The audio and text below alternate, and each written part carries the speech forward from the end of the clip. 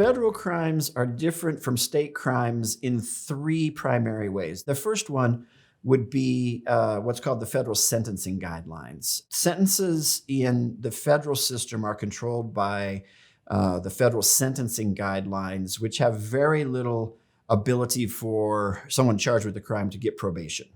And they're very harsh guidelines for what a judge should use to impose a sentence. They're not mandatory, but they're used as a guidepost for federal judges in sentencing.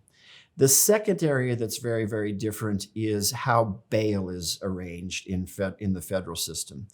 In the federal system, you are arrested and there is not a money bail associated with your case until you have what's called a detention hearing. And that detention hearing happens usually within about a week of when you've been arrested. So a person will be arrested for a federal case and usually appear in court within a couple of days, but then the bail hearing will be set 3 to 5 days down the road from there.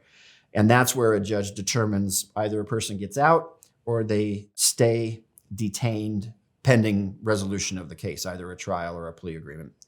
And the third area is the amount of resources that the federal government has. States have budgets and restrictions on the amount of funds they can spend on law enforcement. The federal government doesn't have that.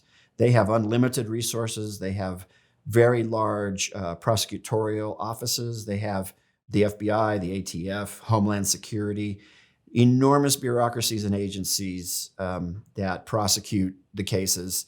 So when you're up against the federal government, their cases are very, very well prepared because they have so many resources.